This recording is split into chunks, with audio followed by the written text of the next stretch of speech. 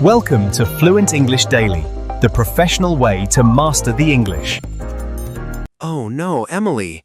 This client says my price is too high. What do I say? Many people just say, sorry, and lose the deal. But today, we'll show you how to fix that. Really? I feel so nervous when I talk about money. I see. Well, today we'll learn 4 simple phrases from Anna's story to help you negotiate. Wow, that sounds very helpful. Welcome to Fluent English Daily Pro. I'm Emily. And I'm John. We are so happy you are here.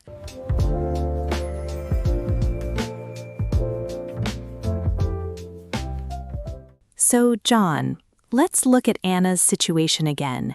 It's a very common problem at work. Yes, let's do that. She has this client from France, right? I think his name was Monsieur Garnier. Right. And this client is very tough. He is a very serious businessman. He says, Anna, your lemons are too expensive. I can find cheaper lemons in another place. Why should I buy yours? Oh, that is so hard to hear. When I hear someone say that, my heart starts to beat very fast. It feels like a personal attack. It's not personal, John. It's just business. But Anna felt the same way you do. She felt nervous. She felt like she was failing. She almost said, oh, okay, I am so sorry. I will give them to you for a very low price. I would do the same thing. I just want people to be happy. I hate it when people are unhappy with me. I know. Many people feel that way. But then Tom walked in. He saw Anna looking worried. Good old Tom. He is the seasoned salesman, right? He has been doing this for a long time. He knows all the tricks. He does. But they aren't really tricks, John. They are just helpful ways to speak. Tom saw Anna and he said, Anna, wait. Don't give up yet. You have a great product. I wish I had a Tom in my office to help me when I feel stuck. Well, today we have Tom's advice for you too. We can all learn from him. Wow, really? That makes me feel much better. So what was the first thing he told her? Tom gave her 4 specific phrases. The first one was a question. He told her to ask, what kind of price are you willing to pay? What kind of price are you willing to pay? Why is that the first step? Because when you ask a question, you stop talking and you start listening. It's very important in a negotiation. I see. If I am listening, I am not worrying about what to say next. I am just learning about the other person. Exactly. So imagine I am the client. I say, John, your lemons are too expensive. I don't want them. Okay, let me try. I say, what kind of price are you willing to pay? Perfect. Now as the client, I have to think.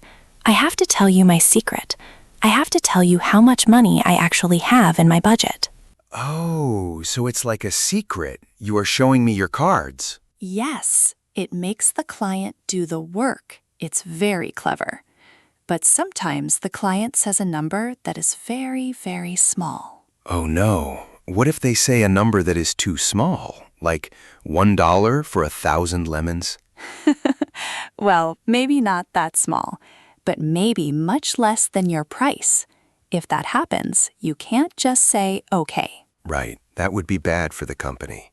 What did Tom tell Anna to do then? That's when she used the second phrase. She stayed very calm and said, I don't think we can go that low. I don't think we can go that low. It sounds very professional. It's not like saying no in a loud voice. Exactly. It's a soft no. You are not saying the client is wrong. You are just saying that the price is not possible for your business. I see. It's like a gentle wall. You are protecting your work and your product. Exactly. You have to value what you sell, John. If you don't value it, no one else will. You're right, Emily. I need to be brave like Anna. But wait, if I say I can't go that low, doesn't the conversation just stop? Doesn't the client just walk away? Not if you use the third phrase. This one is the most important one for making a deal. Tom told Anna to say, if you buy more stock, I can offer you a bigger discount. Aha, if you buy more stock, I can offer you a bigger discount. I like that. It's like a trade. Exactly. It's the if-then rule. If you do something for me, then I will do something for you. So stock just means the lemons, right? Yes. In this story, the stock is the imperial lemons. Imperial lemons. They sound very fancy. Are they special? They are. They are high-quality lemons. That is why they cost more than normal lemons. I see. So Anna was right to keep the price high. They are special lemons. Exactly. And by asking the client to buy more, Anna sells more lemons, and the client gets a better price per lemon. Everyone wins. That's very smart. The client feels like they got a deal, and Anna makes a big sale. Right. It's a win-win situation. Wow, I never thought about it that way. I usually just give a discount because I am nervous. I don't ask for anything back. Many people do that, John. But that's not really a negotiation. That's just giving things away. You have to trade. Okay, so we have 3 phrases now. What was the last one? The last one is for when you are very close to a deal. Maybe you are only a few dollars apart. Tom said, "I'll meet you halfway." I'll meet you halfway. Oh, I love that expression. It sounds so friendly. It is. It means I will go down a little and you go up a little. You meet in the middle. So if I want $10 and you want $6, we meet at $8? Exactly. $8 is the halfway point. It shows that both people are trying to be fair. I see. It makes the client feel like you are a partner, not an enemy. Exactly. It builds a good relationship for the future. Wow, Emily, these phrases are so simple, but they feel so powerful. I feel like I could sell anything now. Well, Anna certainly did. She went back to Monsieur Garnier. She was calm. She used her phrases. And guess what? Did she sell the lemons? She did. She secured a deal for 5,000 imperial lemons. 5,000. Wow, that is a lot of fruit. That is amazing. It was a huge success. Anna's boss was very happy. Tom was very proud of her. She felt like a real professional. I'm so happy for her. She worked so hard to learn those phrases. She did. But then something very funny happened. Oh, what happened? Did the client change his mind? No, the deal was finished, but Anna and Tom went to find a pen to sign some papers. They went into the stationery cupboard. The stationery cupboard? You mean that tiny room with the pens and the staplers? Yes, and while they were inside looking for a pen, the door closed. Oh no, did it lock? It did. It locked from the outside. They were stuck. Really? The big, successful business people were locked in a small room with a bunch of paper? Yes, after this big, serious business deal, they were stuck in a cupboard. That is so funny. Poor Anna.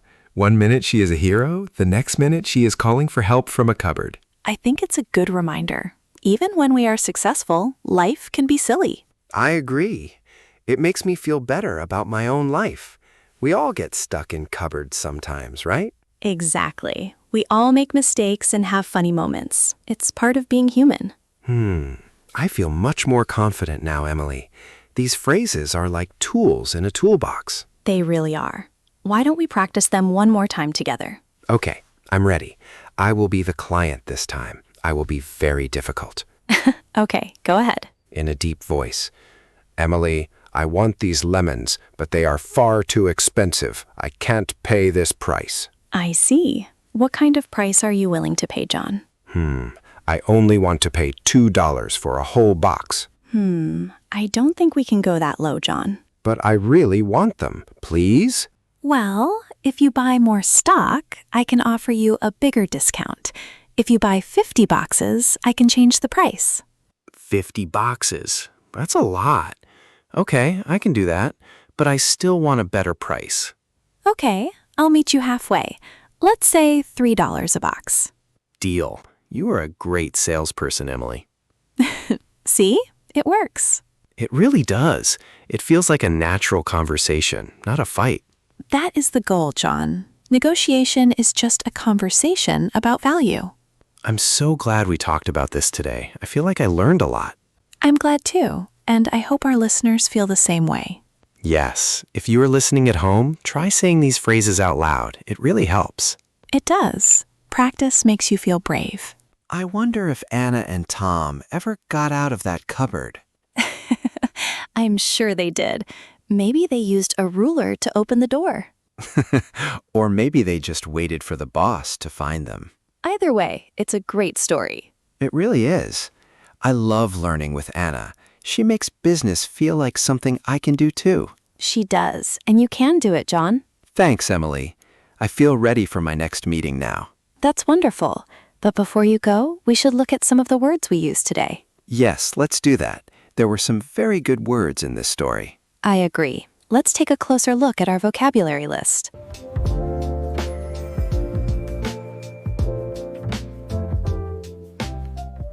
It really is a fun story, John. But before we finish, let's look at some of the words we heard. It is always good to understand the why behind the words. I agree. Sometimes I hear a word and I think I know it, but then I use it in the wrong way. That happens to everyone, John. Don't worry. Let's start with the most important word for today. Negotiate. Negotiate. It sounds like a very serious business word, like something people do in big, tall buildings wearing expensive suits. It can be that, yes, but it is also very simple. To negotiate means to talk to someone because you want to reach an agreement. Usually, it is about a price or a deal. Oh, I see. So when I am at a market and I ask the person if the fruit can be a little cheaper, am I negotiating? Exactly. You are negotiating. You want a lower price, and they want to sell the fruit. You talk until you both are happy. Ah, so Anna was negotiating with her French client. She wanted him to buy the lemons, and he wanted a better price. Right. It's like a dance. You move a little, they move a little, and then you find a place to stand together. I like that, a dance. It makes it sound less scary. It should be. Now, let's talk about the word client. We hear this a lot in the story. Yes, the French client. Is a client just a customer? Yes, mostly. But we usually use the word client when we talk about a business relationship that lasts a long time. So if I go to a supermarket to buy milk, I am a customer. Right. You just buy the milk and leave. But if you hire a lawyer, or if you work with a company for many months, you are a client. I see. So Anna's company wants this Frenchman to buy from them many times. That is why he is a client. Exactly. It feels a bit more professional than just saying customer. It shows that the relationship is important. That makes sense. Now, what about Tom? The story said he is a seasoned salesman. Does that mean he is salty? Oh, John. No, it doesn't mean he has salt and pepper on him. When we say a person is seasoned, it means they have a lot of experience. Wow, that is a strange word for experience. Why do we say that? Well, think about a piece of wood. If it is seasoned, it has been outside for a long time, and it is strong and ready to be used. Or think about food that has been cooked with many spices. It has a lot of flavor from life. Ah, so a seasoned salesman like Tom has seen everything.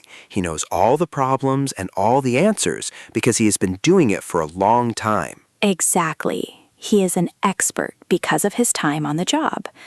You can be a seasoned teacher or a seasoned traveler, too. I want to be a seasoned English speaker one day. You are getting there, John. You really are. Thanks, Emily. Okay, let's look at the next word, discount. I love this word. Everyone loves a discount. A discount is simply a reduction in the price. It means the item is cheaper than usual. Right. Like when a shirt was $50, but now it is $30. That is a discount. Yes, and in the story, Anna used a very smart trick. She said, if you buy more stock, I can offer you a bigger discount. Oh, that leads to my next question. What is stock? Is it like soup? No, not the soup you eat. In business, stock means the products that a company has in its warehouse or shop, ready to sell. Ah, okay. So the imperial lemons are the stock. Right. If a shop has a lot of lemons, they have a lot of stock. If they sell all the lemons, they are out of stock. I see. So Anna was saying, if you buy a huge amount of my lemons, I will make the price cheaper for you. Exactly. It's a very common way to negotiate. Buy more, pay less per item. It's a good deal for everyone. Anna sells more lemons, and the client saves money. Right. Now let's look at a phrase Tom taught Anna. I'll meet you halfway. I really liked that one. It sounds very fair. It is very fair. To meet someone halfway means to make a compromise. You give up a little bit of what you want, and the other person gives up a little bit of what they want. Let me try an example. If I want to watch a movie at 7 and you want to watch it at 9, we meet halfway and watch it at 8. Perfect. That is exactly what it means. In business, it is usually about money. If I want to sell for $10 and you want to buy for $6, we meet halfway at $8. It makes both people feel like they won something. No one feels like they lost the fight. Exactly. It's a very soft and kind way to finish a negotiation. I will remember that one. Now, what about the funny words at the end? Stationary. That is a long word. It is. Stationery is a general word for all the things you find in an office for writing. Like pens and pencils? Yes. Pens, paper, envelopes, notebooks, rulers, all of those things are called stationery. Oh, and they were in a stationery cupboard. Right. A cupboard is just a piece of furniture with doors and shelves where you keep things. Like my kitchen cupboard where I keep my coffee. Exactly. But in an office, a stationery cupboard is where they keep the extra paper and pens. And that is where Anna and Tom got locked. It must have been very crowded in there with all those boxes of paper.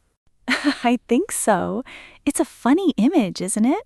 Two professional people stuck behind a door with a bunch of staplers. It really is. It reminds me that even at work, funny things can happen. It's not always serious. That is a great way to look at it, John. Business is just people talking to people. Sometimes they negotiate, and sometimes they get locked in cupboards. Well, I feel much better about these words now. They don't feel like business words anymore. They feel like life words. I am so happy to hear that. That is the best way to learn, when the words feel like they belong to you. They do. I feel like I could walk into a meeting right now and ask for a discount. I believe you could. You have the phrases and you have the confidence. Thanks, Emily. This was a really good review.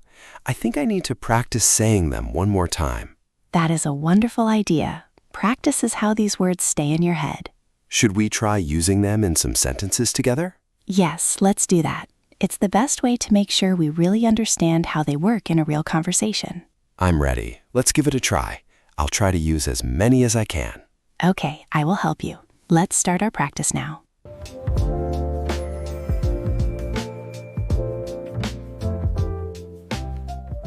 I am so glad you feel ready, John. Practice is the secret to feeling comfortable with a new language. Let's start our shadowing practice now. I will say a sentence from the story, and you can repeat it after me. That sounds perfect, Emily. I have my coffee, and I am ready to listen. Good. Let's start with the first thing Anna had to ask her client. It is a very important question. Listen carefully. What kind of price are you willing to pay? Let me try. What kind of price are you willing to pay? Gently. That was good, John. But try to say it a little more slowly. It is a polite question. I see. Let me try again. What kind of price are you willing to pay? Much better. Do you hear how the word willing sounds? It shows you are asking for their opinion. Willing. It's a nice word. What kind of price are you willing to pay? Exactly. It's like saying, what is okay for you? Aha. It's much more friendly than just saying, how much money do you have? Yes, exactly. You don't want to be too direct in a negotiation. Let's try it one more time together. What kind of price are you willing to pay? What kind of price are you willing to pay? Wow, John, you sound very professional. Really? I feel a bit like a businessman now. You do.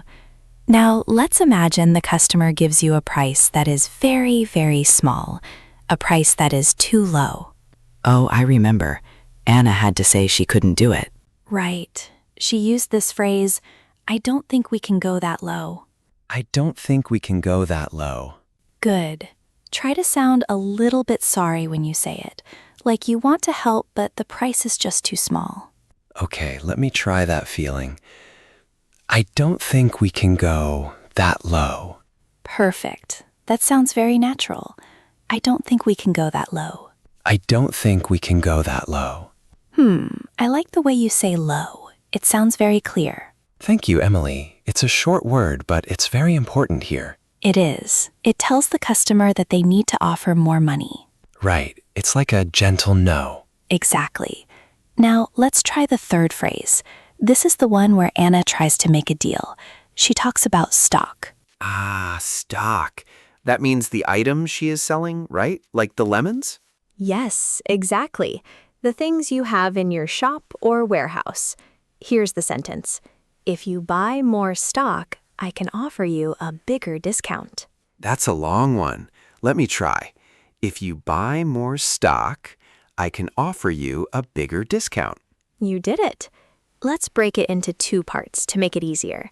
Repeat after me. If you buy more stock, If you buy more stock, I can offer you a bigger discount. I can offer you a bigger discount. Very good. And remember, a discount is a lower price. I love that word. Everyone loves a discount. That is so true. Let's try the whole sentence one more time. Nice and smooth. If you buy more stock, I can offer you a bigger discount. If you buy more stock, I can offer you a bigger discount. Oh, that was excellent, John. You said it very quickly and clearly. Thanks. I was thinking about those 5,000 lemons. That is a lot of stock. It really is. Anna was very successful. But sometimes, even with a discount, the two people cannot agree. So they have to meet in the middle? Yes, and that is our fourth phrase. Listen, I'll meet you halfway. I'll meet you halfway. Try to say it like you are making a friend. I'll meet you halfway. I'll meet you halfway. Aha, I like that. It sounds very fair. I'll meet you halfway. It feels like a very kind thing to say in a meeting. It is. It means both people are giving a little bit to make the deal happen. So if I want 10 and you want 6, we meet at 8. Exactly. That is halfway. Let's say it one more time. I'll meet you halfway. Great job, John. You have practiced all 4 of the big negotiation phrases. How do you feel? I feel much better. The words don't feel so heavy now. They feel like things I can actually say. I am so happy to hear that. That is the whole point of practicing like this. Now I just need to make sure I don't get locked in a stationery cupboard while I am practicing. Yes, that would be a problem. But let's practice those words too, just for fun. Okay. Stationary. Stationary. Cupboard. Cupboard. Stationary cupboard. You said it perfectly. I am locked in the stationery cupboard. Oh no, I will come and find the key for you, John. Thank you, Emily. It's good to know I have a friend to help me. Always. You know, these words are not just for business. You can use them in many places. Really? Like where? Well, maybe at a market, or when you are talking to a friend about where to go for dinner. Oh, I see. I want pizza, you want sushi. I'll meet you halfway and we can have pasta? Exactly. That is a perfect way to use it in real life. Wow, I never thought about it like that. These business words are just people words. They really are. That is why I love teaching them. They help you connect with others. I think I'm going to try using I'll meet you halfway with my wife tonight when we talk about what movie to watch. That is a great idea. Let me know if it works. I will. This has been a really helpful session, Emily. I feel like I understand Anna's story much better now. I'm so glad. It's a funny story, but it has so many good lessons in it. It really does. I liked how Tom helped her. Everyone needs a friend like Tom at work. Yes, a mentor is very important. Someone to give you the right words when you are nervous. Like you helped me, Emily. Oh, John, that is very sweet. I am always happy to help. Well, I think I have these phrases in my head now. I think you do too. You worked very hard today. It didn't feel like hard work. It felt like a nice chat. That is the best way to learn. Now, I think it is time to see what our friends at home think. Oh yes, I want to know if they have used these phrases before. Me too. It is always so interesting to hear their stories. So, to everyone listening, have you ever had to negotiate for something? Maybe at work or at a market. Or maybe you have a funny story about getting stuck somewhere, like a stationery cupboard. I hope not. But if you do, please tell us. We love reading your comments. It makes us feel like we are all in this coffee shop together. It really does. So please, write to us. We are waiting to hear from you. And don't forget to practice these phrases out loud, just like John did. It really makes a difference. It really does. My mouth feels more used to the English sounds now. That is a great way to put it. Well, Emily, I think I'm ready for the next part of our day. I think so too, John. Are you ready for a little challenge? A challenge? Oh, you mean... Yes, it is that time. I'm ready. I have my thinking cap on. Good, because it's time for our favorite part of the show. Here we go. It's time for the question of the day.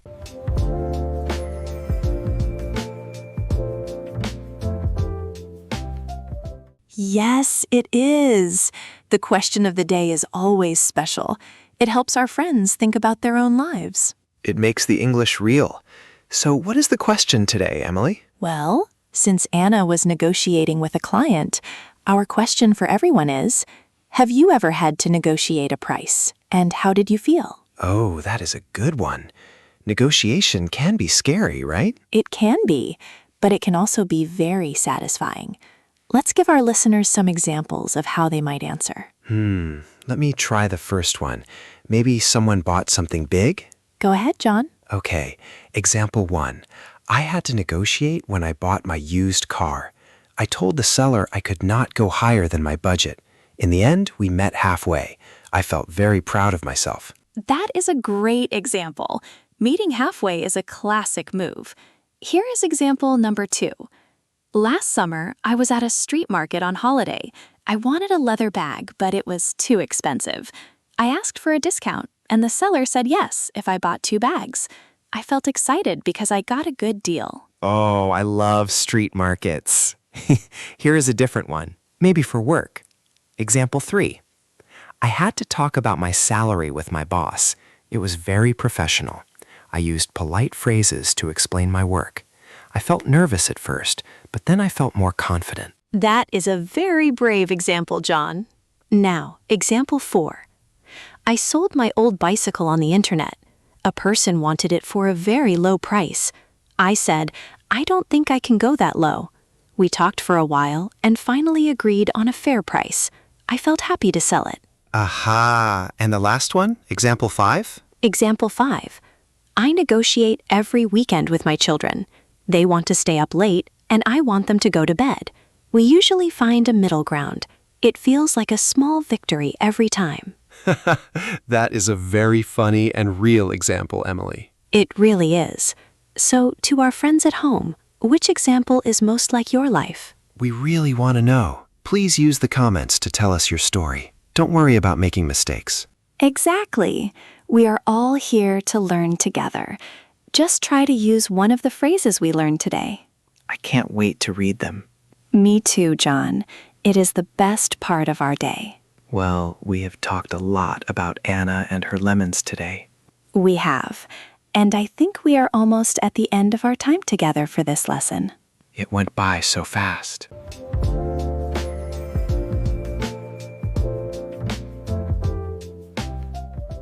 It really did, John. Time flies when we are learning together. You are right. Today, we saw Anna become so confident. From being worried about prices to selling 5,000 lemons. And don't forget the stationery cupboard. That was quite a surprise. Oh, definitely. But the important thing is that negotiation doesn't have to be scary. It is just a conversation to find a way that works for everyone. Exactly. It's about meeting halfway and being fair. I hope our listeners feel a bit more comfortable now. I hope so too. Remember, friends, take it slow.